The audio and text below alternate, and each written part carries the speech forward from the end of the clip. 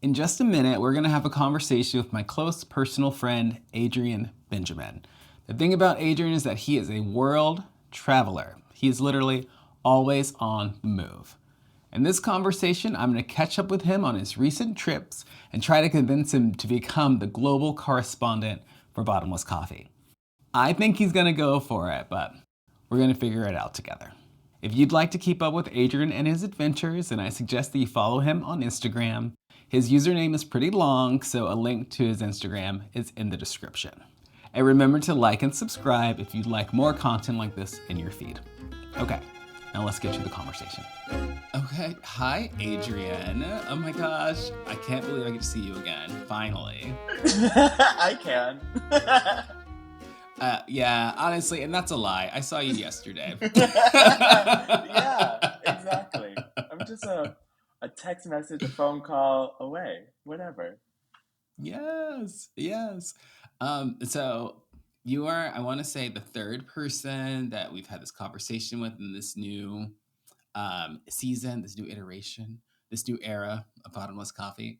And so I've gotten other people gifts, and I got you a gift as well, but yours arrived yesterday, and we needed to open it up immediately. Yeah. Truly. Oh, that's them. Oh, perfect. Yay. Beautiful flowers. They smell lovely. Oh, good, good. It was truly an adventure getting them to you. I think we chatted briefly yesterday. I was like, Amazon.fr is not it for me. Amazon Global Shipping would not do it. And so I had to go local and brush off my like high school, college French, and navigate this website. And it was interesting because like you were all over the place all the time. And as our global correspondent, if I'm going to keep this gift thing up, it's going to be tough to like keep up with you. Like I happen to speak French, and so I was able to do it. Mm-hmm. You know, Mm-hmm. I but I understand. made a. I bet you do. I made a short list, and in the time since our last like recorded conversation, you've been in Australia, back to France, Italy, Portugal, and South Korea Mm-hmm. since May of 2024. Uh-huh. I love it. I love it. One thing I regret about taking so long to get back to you for this is that like now we have to get through so many countries. You Oh know, I'm like, I need to no. talk to Adrian more often so I can get it while it's still fresh, you know? It's fine. That's very sweet of you though. Truly. I mean, but how are you? I mean, I'm fine. That's an understatement. I'm great. Oh, good. Yeah, yeah. Good. You feel Um, you're like happy, you're thriving. I feel like, I mean, it's quite a big question. I don't want to disregard like the moment we're living in. I feel it depends on the day, truly, to be honest. But in general, I'm much more, I feeling, I wouldn't say like secure, but like, I guess focused and, um, like I have a pathway forward. I guess all of that, I won't call it Okay. floundering, but I guess these past 5 years since 2020 when COVID happened and I first left the States, I guess I've been Hmm. trying to find my place, like physically and mentally. And so I think that's what we're seeing in my travels. Um, Not Interesting. only um, to like find home, but like places where I can visit, where I can learn about culture or just enjoy a relaxing vacation. Or I think travel has very much changed a lot since I was first Mm. introduced to it as a child.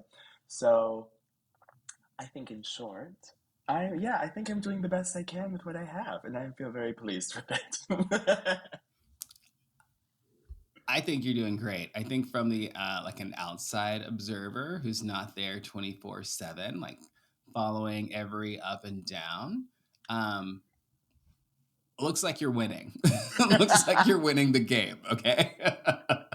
I would Why say, don't we? Yeah, go go ahead. ahead. Well, I wanted to back up a little bit. Like, Mhm. how has travel changed since you started as a kid? Yeah, well, my family's from islands in the Caribbean. My mother's from an island called Saint Martin, which is really close to Puerto Rico. And my father's from an island called Grenada, which is right above Venezuela. And so Hmm. um, my family has been going back and forth between Minnesota and the Caribbean since I could remember. And I remember, I still like some of my most formative memories, like the ones I can remember. Um, I was like going to the gate and saying like goodbye to family right as I'm boarding. Um, and then, Oh, that sure. changed. And so then we had to have all the security and then the 100 milliliter bottles for fluids. And then budget airlines, and it's been it's very much changed over time. But also, what I Okay. really love is that outside of the States, I have like high-speed train, which I can do here in France. So I've been exposed to different modes of transit. Um, so Hmm. yeah, I feel like it's been a big bell curve of learning these past 5 years. Um, yeah, I think those are some of the big ways I've seen travel change for me. Okay. Well, I mean, I didn't know we were going to go back. You're like, well, when How I was a far? child Yeah. on the luxury on the luxury planes. I would call them luxury Farewell, planes. mama. I was just waiting for you to comment on like the flight attendant uniforms. You're Well, like, I feel well, like I look like one Pan Am today. used to be. Did you ever think about becoming a flight attendant with your what I thought was a love for travel, but turns out to be a desire to find your place? Yeah, I mean both, but I mean I have a strong respect and admiration for flight attendants, especially because there's a big gay community. Um, they're just so Hmm. fabulous. But I just feel like that life is so not really grounded. I don't know. I feel like it's really hard to, like I was saying, find a place of home when you're forever Yeah, moving on the go. that's fair. That's fair. And you, so I'm kind of getting the vibe that what you want is to have a home base that you can travel from when you feel like traveling, and that you can come back to when you feel like roots. Okay. Okay. You got it. And right now, France, Paris specifically, is feeling like that for you, because you were in Australia for a while, Hmm. trying it out. Yeah. And What did you like about Australia? What did you not like about Australia?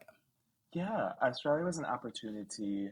I felt like it was a once in a lifetime. I was offered a position there in government. So I thought, why not give it a go? Give it a go, as they say, down under.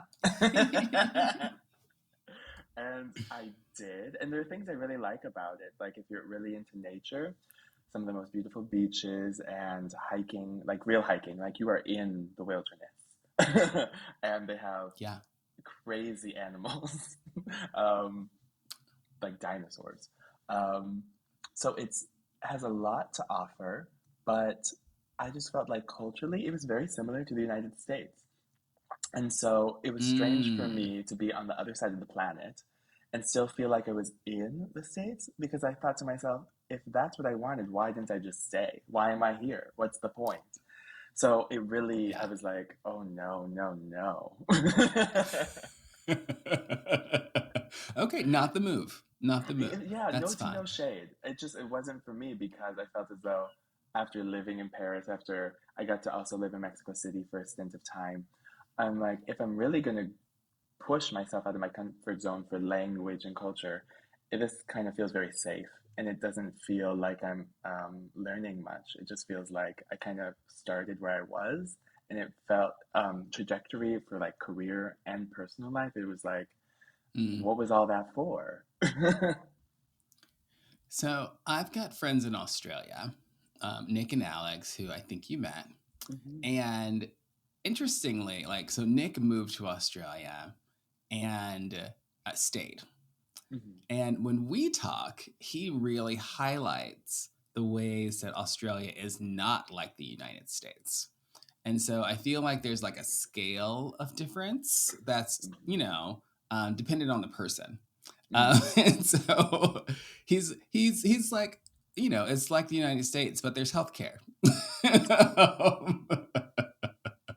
Whereas you're like, okay, everyone here speaks English. So I am going to hang out with the Brazilians, which is what I think you decided to do while in Australia. To the bang, to the bang. Yes, very this. I do agree with him in regards to a lot of structurally, the government is very efficient. Um, it's like because I have friends who work in government there as well, and they would always compare this shots fired. They're like, yeah, America is just such a what's it? It's a catchphrase they use, um, like a failed state in regards to like government is the state. Yeah, because it can't provide for its citizens in the way that a government is supposed to. Like local government is supposed to provide sanitary systems, education, and at this point in time, like I said, no tea, no shade. I'm just looking at reports. Um, it's not providing to the best quality that it can. So there's potential for it to do so because it has. You're Um, allowed to have a take. Oh, but you're like, but I do want to come back to the country sometimes. So. they're watching. I love the idea that they would take the time to watch my podcasts. I won't but be but for the surprised. record, Uh-huh. it's hearsay. Everything Adrian is sharing, he heard from somebody else. He didn't Right, say right. that. That was what somebody That's else said. As the global correspondent, he's just reporting what they reporting. had said. That's true. That's what I said. Thank you. Yes, yes. Also, you see, I used to be an attorney, so I got you. Also, when you were in Australia, that was under Biden. Yeah. So So everything they were saying about America at that time was under President Biden. You yeah, were not in Australia under this new president, and so I'm sure everything they had to say is totally different I believe. now. I believe the accuracy here is strong. Hmm. I got you. I got you. Hmm. Okay, so you went to Australia. You were living. You were laughing. Not really loving. Met some Brazilians, and then decided, okay, this isn't my place. I'm not gonna have roots here and then travel around the world. I mean, geographically, difficult for your goals anyway. Yeah. Um, why did you choose to go back to Paris as opposed to trying somewhere else new? Yeah, that's a good point. So when I was contemplating this realization of maybe Australia isn't it, um, I just so happened to be in correspondence with the organization I was working with, the OECD, the Organization for Mm. Economic Cooperation and Development, long acronym, my apologies. And with that directorate, they were saying, "Yeah, how's it going? Is it successful? Not so successful?" And I gave them a very nuanced view because I didn't want to come off negative. And they said, "Yeah, well, have you thought about coming back, but in a different directorate to really expand your learning? And because it sounds like you're not really fulfilling that there." And they said, Oh. "There's actually the yeah." So I said, "Okay, that piques my interest. Of course, I'm always open for the conversation." And they said, "Yeah, we're actually going to pass you to the nuclear energy division." So I was like, "Oh, this sounds right up my alley." I because what you do is so sensitive. I don't want to get into details about it. We won't. We But won't. your job is part of how you get to some of these locations. Um, but one thing I know that you love is like maintaining relationships with people, and for them to like slide in those emails and be like, "So how are things going?" After you had so much trouble getting the job with them in the first place. Yeah. After that bureaucracy that we talked about in the previous episode. Yes. Yes. that had to be so gratifying. It felt right because, as you said, with the French postal service, I just have come to learn that a lot of these systems are not as efficient. Um, but if I'm able to give my, I guess, voice to them, as long as I'm able to put myself at the center and speak, I know I can find a way. And Mm, that's what I did. So it felt mm-hmm. right because I just feel like with so many young people, if we're just given an opportunity, just give me a chance. I can show you. Yeah, And I think it felt yeah. right in that regard. So yeah, it felt really damn good. Well done. Well Thanks. done. Thanks. And so you've gotten to connect with your community back there. That artist that you love, that designer. I feel like maybe you two are like actual friends now, more than just Yeah, like, a model and a designer. I think you're right. Yes. Yeah. Yeah. Yay! Good. Hmm. Good. Yeah, it's I really love nice that. And to. people are visiting too. Oh yes, yes. That's what I feel like. It feels right here because I feel like my people are here. I might have community here. I feel like my career can really go off from here. I feel it feels right, like I'm set up finally, where I can do my best and feel very supported in it. It's lovely. Okay, so no plans to leave the country again. Like next time we check in with you, you will probably I'll be still here. be living in Paris. Yes, Okay. I'll be here. I promise. Well, then let me catch up on a few French things then, because you, I think, were taking French classes Mm. the last time you were in France. Are you still taking classes in French, or do you feel like you are proficient enough in the language to where you don't have to worry about that anymore? So I was taken, which I really recommend to anyone because it's usually people that are not French that are taking these courses from the government at their municipalities. They have a wide array of different levels and it's fabulous. So that's where I started. And then I felt, like you said, I got to a level of proficiency. So it's like A is beginner, B is intermediate, and C is really expert. And I'm dressed on like the bridge between B and C.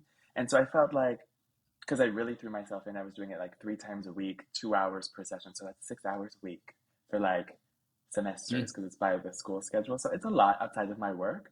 So now I'm at a place where I feel like I don't need them, but I still want to get to C eventually. And I also learned in the scale of learning, it's like I was very quick at A and the beginning of B because I know Spanish and it's a Romance language, so it was easy for me to pick up on. But once you get into the really particulars of French, because it's a very particular language, they're very particular about it and its pronunciations, it takes more time to learn. So I'm very lucky at my work. We're given like a one-on-one tutor, and so she comes to my office whenever my work schedule allows, which is pros and cons, and that's most times when we're in our busy time, I don't have the time to do it. Um, so I'm really not as intentional about my learning now, just because I'm more proficient in it. But because I live in it, I feel like I'm learning day to day anyways. But your job sends you a tutor for the language? For French, yeah. Oh, okay, so your job got into your emails and said, Adrian, please come back to France. And then they were like, also, we're going to pay for you to learn French. Yeah, that's the girl. Get you an international job. Get you be an international Apparently. correspondent. Is it a failed state? Yeah, maybe things are a little nicer on the other side of the pond. Wait a Well, minute. they have Let some me. pros and cons. They have some, but because French and English are the two official languages for my work, it's like you have to have fluency in one and proof of learning the other. So we have a lot of Yeah. French nationals who have an English tutor for them. So it's like just the same. Okay. Oh, that's nice. I am. So I'm the executive director of a nonprofit here in Minneapolis now, and it's my first time being the executive director, especially of a nonprofit. Like you're supposed to be a really loving environment. You're supposed to be really giving back, and so kind of like taking a peek at what other organizations are doing and figuring out like what we could do. Like it's we're in music, and so maybe someone wants vocal lessons. Well, there's no reason why we couldn't pay for someone's one-on-one vocal lessons if they wanted to come in. So that's a lovely idea, and I appreciate that. Thank Yeah, you. it's a major perk. Question though, just question on languages. So I think you're learning Portuguese. Is that Brazilian right? Portuguese. Hmm. Brazilian Portuguese. Okay. And so is polyglot 5 languages or is that 4 Um, languages? Because you were I doubt. close. Yeah, I mean, I don't know, and I feel as though if someone asks, like, "Oh, do you speak French?" Like, I feel quite secure in my language skills, but honestly, I try to keep the bar low, especially in Paris because they're very particular, like I was saying, about everything. So I often pretend like I don't know Okay. it, and then I will surprise them. Oh no. So I keep the bar low. I keep the bar low, so it's like, oh, it's a pleasant surprise, and I do that in literally every language. Okay. Okay. You've got a bit that you're committed to. That's fine. I do. Hmm. Fair. Okay, so I'm hearing. I just want to check: English, Spanish, Italian, French, and then Portuguese would be 5. Not Brazilian Italian, Portuguese. but the others, Oh, yes. not Italian. Oh, well. Should I When add it? is Is that what you're telling me? is that one next? I did visit Italy for the first time this year, and wow, I was blown away. Where did you go? I went to Sicily, the little island. I shouldn't call it little. The island at the bottom of the boot. I was in Yeah, from the Palermo. Golden Girls. Yeah, picture it. Sicily. Yes. You get it. You get it. Sophia's from there. Yeah. Spot on. How long were you in Um, Palermo for, and what can you tell us about it? yeah, I was there for it was like 5 days or so. Um, And wow, it was literally a last minute thing. Very lovely. I consider her like a mentor of mine. She's from Minneapolis. Her name's Pahua. I met her through the Capital Pathways program, which got me into government. And she created it, or was one of the creators. And she was here in Paris celebrating her anniversary with her husband. And then, because they're both really into art and art history, architecture, um, and he's never visited here before, which is crazy, considering Paris is Mm. like one of the capitals for art history. But he studied and lived and worked in Italy, so he knows it well. And I was to say, they invited me to go along with them on the last bit of their little anniversary vacation. And so I just tagged along with everything they had planned, and they had like a walking guide tour with this fabulous guide who has like a PhD in European art and architectural history, and he was featured in Oh my Italian gosh. Vogue. Um, he showed us everything about the city and its history, the beaches, the food. The people are so lovely and warm and welcoming. You do a little bit of Italian. Buongiorno. Literally anything, and they were so lovely. Limoncello. Margarita pizza. Grazie mille. Yeah, yeah. Yeah, yeah. It was so I've been to lovely. Italy. I love it. It was my favorite country for quite some time. Really, Actually, I've where been did you several times, I visit? guess.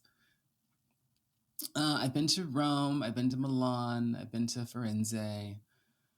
Um, I've not been to Sicily, Oh, however.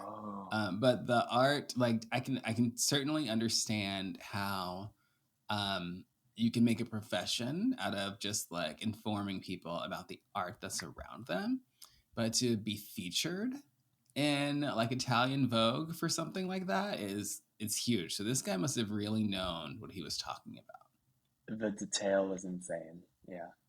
Yeah, yeah, I have to imagine. Okay, from Italy, you got your roots in France though, so you're back to France, and then is Portugal next? Oh, I visited. I visited not Porto, Lisbon? Lisboa. Yes. Okay, I will not be able to follow you in Portuguese, so you'll be. I don't know how to say limoncello in Portuguese. Let me stop. Loved it. Loved it though. It's have you been? Have you been? I have not been, but I've been told that it's fabulous and I need to go. But I Beyond. was told that by someone I don't really like, so I discounted the advice.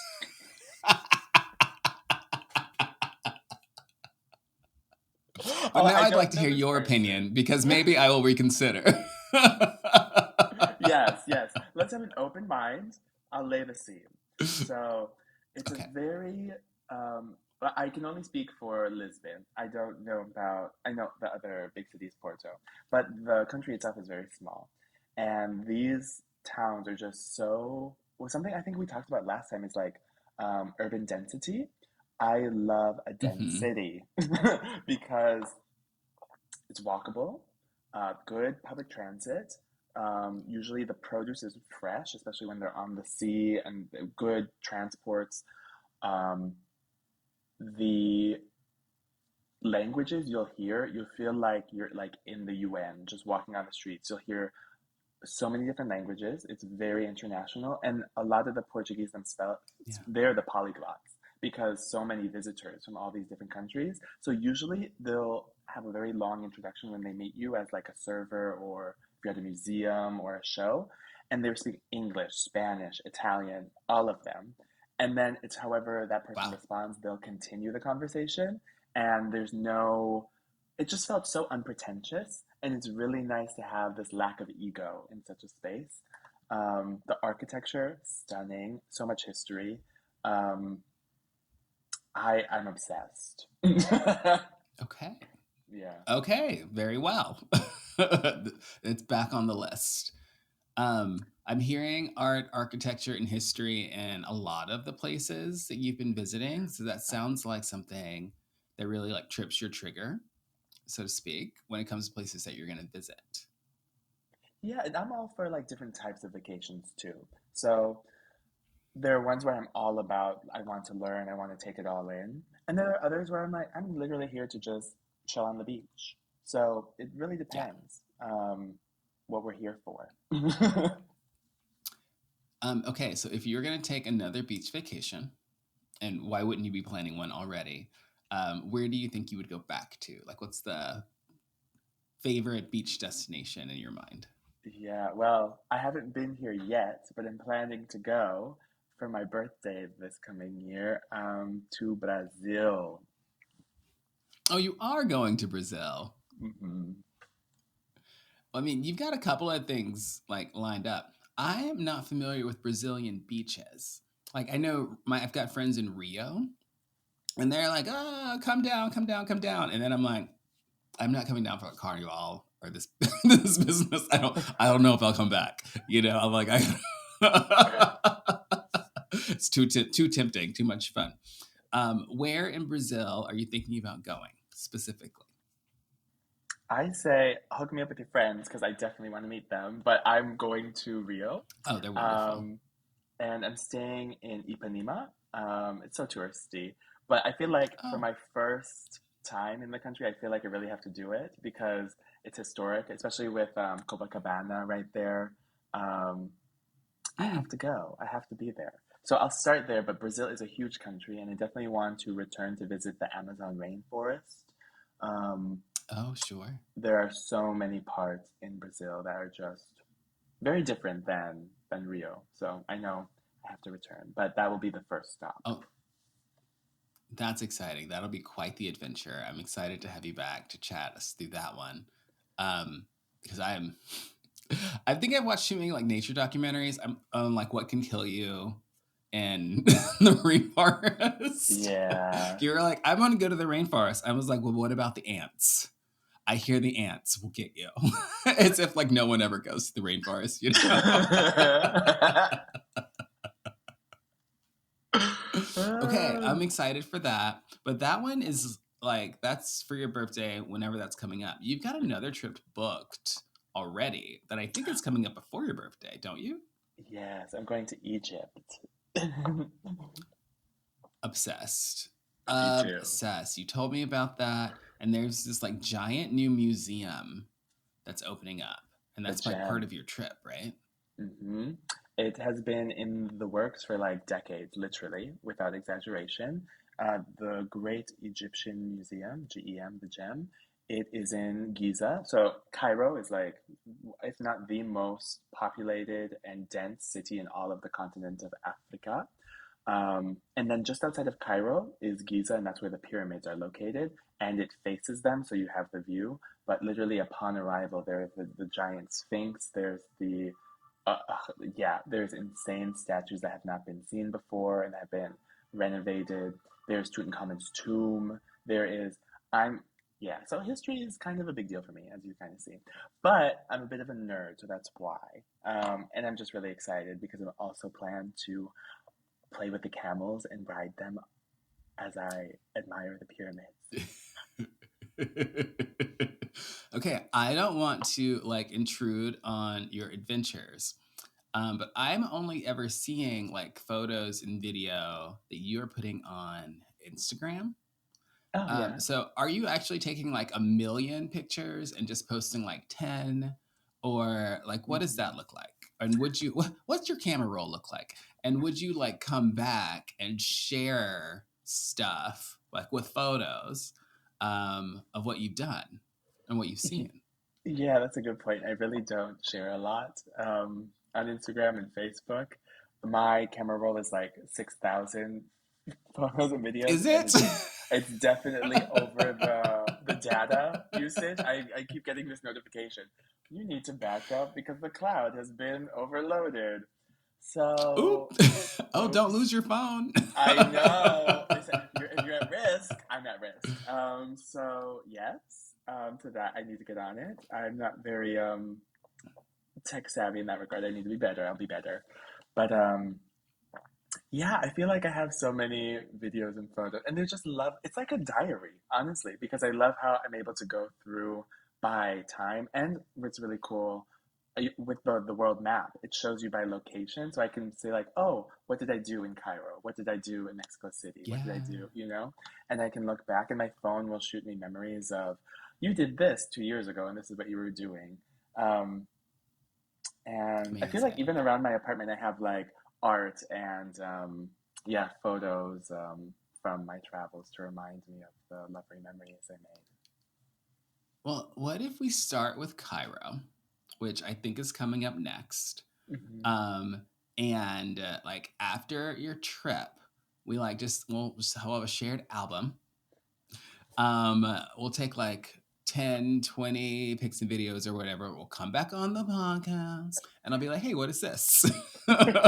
What's this? Why what is all this stuff? You know what I mean? Yeah, Because like I could go to Cairo, but I'm probably not gonna. You know, it's not that I don't want to. It's just there are so many places in the world that I am interested in going to. But typically I go to where my friends are. fair. Because all of you have decided to spread out all over the frickin' place. And none of my friends are currently in Cairo. And so it's unlikely that I'll make it there Fair. in the foreseeable future, and certainly not before you. So I'm Mm. interested. Another place I'm interested in going, where I think my niece is from time to time, and so I may get there um, in the foreseeable future, is South Korea. And I understand that you got to go to South Korea, and that's it seems like so different from Italy, Portugal, Australia, France that I'm like, Mm. oh, what was your take?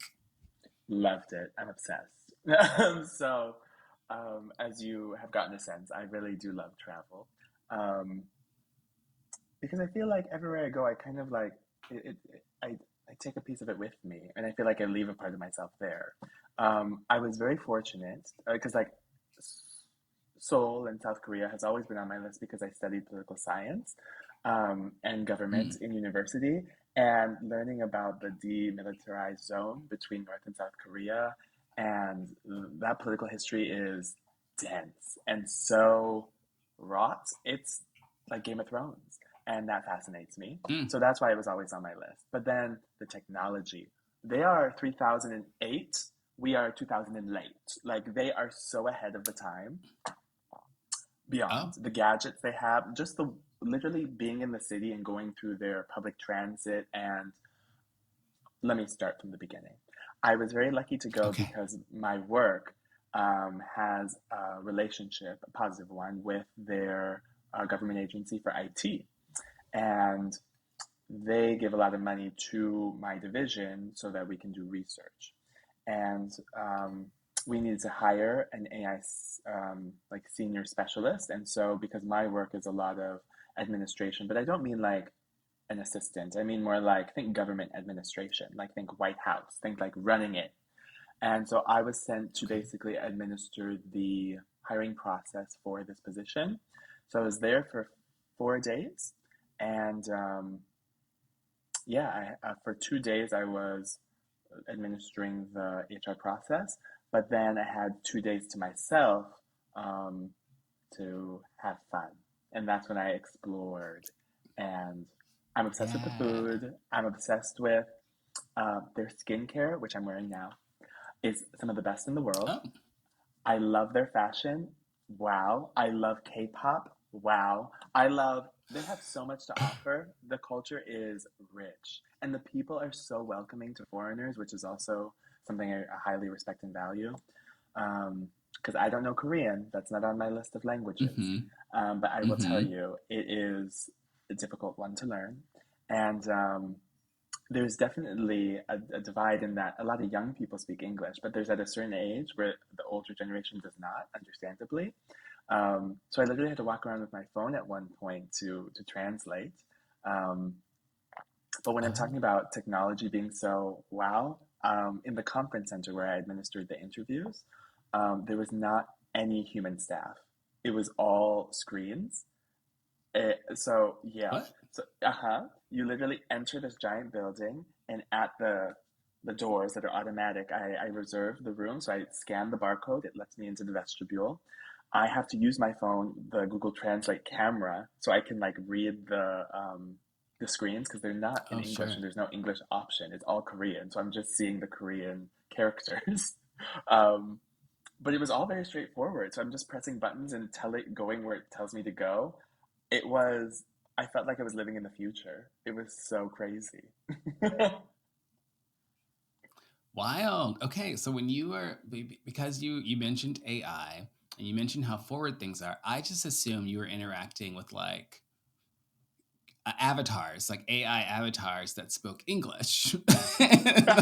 Like they saw Mm-mm. you, they were like, "Oh, that's American. They speak English. Oh, but it's Adrian, so also they speak some other languages." I didn't realize they were like no humans. They are so far ahead that it's like no people involved. Like, Like they have efficiency down. It was the complete opposite of France. yeah, sure, sure. hmm hmm But also, what was um, so fabulous is like the dichotomy between the old and new. Like you saw clearly with the giant skyscrapers and everything, and the transit and all the technology. It's like they are on it. But then they have the reverence and respect for the history of Korea. And mm, they have these old tea houses and like the museums. And I went to the palace and they do the changing of the guard. And it's like they really do a great job of showcasing the old and the new in a very balanced way. fascinating. Oh, I love that you got that experience. Yeah, I can't wait to return. Oh, okay. So you're gonna get to go back. That's really cool. That's really cool. Um, okay, now you mentioned politics a little earlier. And we just had an election here in Minneapolis, and to an extent that's less relevant for me, also in like Virginia, also in New Jersey. Were you following along? Like, are you still like you mentioned the Orwellian nature of American politics now? So I know you've got an idea of what's happening in America, but are you following like politics still? Yeah, like my parents are in Minnesota still. Some of my loved ones are still there. They work in government. And so yeah, I still know what's happening. I still follow. I'm not as clued in because I don't work in it anymore. So I still try to get the inside Hmm. scoop, you know.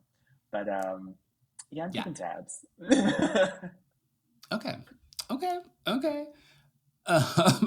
What were there? Was there anything? Is there anything from that kind of like expat perspective, as we're look moving forward, that you're like, oh, America could do this. This is something America could do. Like our big debate, like literally right now in this moment, is on these like healthcare premiums. Mm, Um, the government is still technically shut down.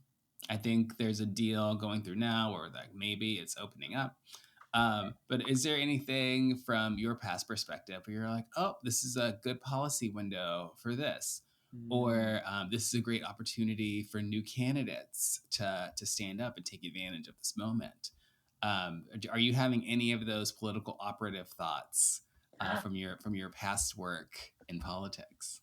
Not political operative. Oh. um, for me, I think what I'm seeing, but I don't know because I'm outside looking in, so I don't really know. But Mhm. like with New York City, Mamdani, sorry, I don't think I said it correctly the first time. I think he's really showing that there is a time now to go for it. It feels as though sometimes, especially in Minnesota, it can be very polite to tease, where it's like Mm, I'm supposed to follow this way and do it this way. I feel like that mindset is behind us. We're in a different world now, and I feel like we need to be more bold. And this is the moment to be bold. I feel like there's this what do you call that? Like gap, um, where we know the change we need. We desperately need it at this time, but there's almost like a I don't know if it's fear. I don't because I'm not there, so I can't feel it. Um, but there's something mm. that's obviously withholding the boldness, and I feel like now's the time to be bold. I'm like begging, No, please. this is it. Yep. This is the time. I think that's the most Minnesota way I could have said it too. Sure, that's fair. That's fair. Yeah. Um, Mandami is like they're not even that wild of proposals. It's like a free transit. I think Hmm. is there. Hmm. I Yeah. think free daycare is on the table. Um, and the part that seems to be tripping up like moderate New York Dems, because I mean we're talking about New York again. You're looking from the outside. I'm also looking from the outside here. So just in my reading, the part that seems to be tripping people up is this idea of taxing, Mm. uh, you know, the richest people in the world to pay for daycare. Um, and I don't think that should be too Controversial. wild. You know what I mean? Like no one paying any rent at all, controversial. that would be that would be a take that would require another look. But the cost of help of daycare is like out of Skyrocketing. control. The affordability in general is a concern. I think part of that is that it now requires people to work in order to live in like one unit of housing. Mm. And so to also raise a child is like a strain that is holding a lot of people back. And like we all love kids. Like I don't like we all love kids. Do I want to be around kids? Not really. But they're great. Fair. I believe in future little podcasters, future Exactly. Adrians, future Jeromes. Yeah. And so I don't have a problem with universal daycare. In Minnesota, school lunches.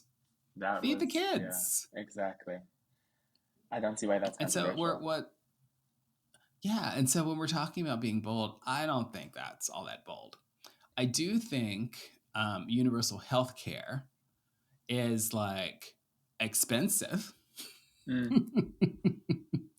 and maybe like difficult to accomplish on like a city by city basis or a state by state basis. But if we can get some kind of regional network going, if people don't want to do it nationally, then that's fine. But like obviously our current healthcare system is not working. Um, and I do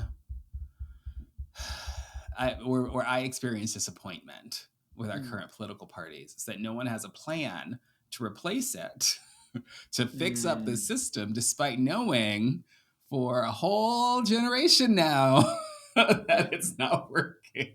Mm-hmm. I find that Yes. deeply frustrating. Yeah, I think we're in Yes, agreement although it because, does like seem you to work in said, France. Yeah. oh, well, that's a whole other tea that I could get into. But I think we're in agreement because when I say go bold, that's why I said be bolder. I don't find reallocation of tax dollars so that they go to transit because you're already paying for it. I don't find that bold. So that's why I said Mm. now's the moment, be bigger. I feel like that's pocket change. And often the dispute is, well, how will we pay for it? I think that's a very clear answer to me too, which is not controversial, is that the Hmm. tax breaks that often the billionaires receive, we can reallocate those funds. It's really, I feel like that's what I'm saying. We can be bigger in the vision here, especially now in this moment, seeing that on the other side they're quite bold. So I feel like it needs to be matched. Otherwise, it's just this floundering. I do think the other side has it easier with their Mm, vision because it is like negative. It's yeah. like, oh, we are just going to take this away. And Mm, so, okay, when you're leading people, you got to get people behind your vision mm, first, and mm, then behind like how you get to that vision. So the fair. vision first is like a simple, we're going to make things better. Things used to be better, and we're going to make it like that again. Mm, An easy vision to sell. The how you get there is a little more tactical, I would say. But the vision being we're going to make things like they were in the past just means the tactics are like, well, we're going to take these things away. We're going to take these people away. We're going to take these taxes away. mm, And so it's just like, and there's not a lot of heavy explaining. You don't need any new words. You don't need any new paradigms. You don't have to talk about racism. You don't have to talk about sexism. you just. mm. And so, like, for me, because I'm at that intersection of like black and gay, I'm like, okay, a lot of the things you're doing are making my life worse. Like, you are taking things away, things that like things I Mm-hmm. found to be very helpful. Mm-hmm. Yes. um, Gay marriage is an example. We just Mm, had a ruling come from the Supreme Court just yesterday saying they were not going to revisit gay marriage in this particular case. mm-hmm. But part of that conservative vision is just, we're going to take away gay marriage. And there are people rooting for it, which I find to be Mm, confusing because I'm mm, just sitting here in this podcast studio chatting with people. Telling my husband to hurry up and take a shower because the bathroom's right here, and I don't want the water on the mic. Like, I don't want to. I don't need all that background noise. Just do what you need to do and go to work. mm, mm-hmm. And so it's easier to sell that, I I think, see what because it you're doesn't saying. cost anything except Yeah. for these tax breaks. Now, but they're sneaky because they did not run on more tax breaks for billionaires. Mm, That did not come up in the speeches, and so I do find it really interesting that everybody knew that was coming, mm, but that's not what they ran on. And it would be really cool if on the left side you could like run on everyone deserves health care and then like not explain it and then just like pass it. I mean, why not at this Why point? not? It costs the same amount. Like, why is it so much easier to pass tax breaks than it is to pass um, some kind of Mm, increased tax, even just to restore things back to the way they were a couple years ago? yeah. I don't know. Thank you for letting me rant, my coffee rant. Not a rant. Never a rant. An enlightening. I was enlightened. I have questions. You're like, yes, you do. I noticed They that. need answers. Are you engaged politically in France at all, or does your government work kind of like make you keep that separate? It has to be personal. Yeah, we can't do anything at professional capacity. But I'm plugged in, and I'm like, I don't know how plugged in you are, but from my understanding, the government here as well is quite, but we already knew this. Um, their systems are not efficient, and they are having issues with their money, and they don't know how to bridge these deficits. And that's where the butting of heads lies, where the Mm, solution is to bridging these deficits. Because something that happened while I was here the first time is the raising of the retirement age. And there was a huge retirement age. protest Yeah. because, similar to what we're saying about universal health care, but something that they have here instead of the States is like a pension scheme with that. Because people are living longer, that means there's more to pay Mm-hmm. out and not enough are paying in. So the math ain't mathing. And so Yeah. their quick fix was we have to raise it from 65 to 67, just 2 years. And in comparison to other European Union countries, that's not a hefty lift. But the French are very politically engaged, and it's part of their culture to protest. So they will do so Yeah. every which way, which I completely am all for. My only request is if it can be efficient. Can we protest Okay. in a way that actually works? Because all that protesting and it still increased uh, the retirement age. So I'm not saying don't protest. That's what I'm often critiqued by the French. Oh, you telling no grève? No, that's not what I said. I'm saying we need to think bolder to ensure that what our vision is enacted. you're like the grab was not successful. It wasn't. It Yeah, was. I it mean, wasn't. It rarely it is. wasn't. But Yeah, the answer to every problem is not always the same thing.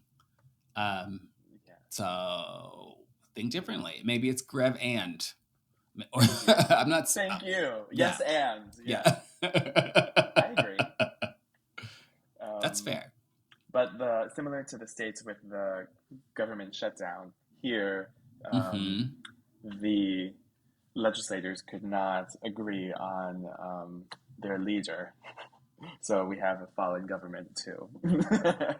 Okay, Yeah. gotcha. I go to the BBC for my news.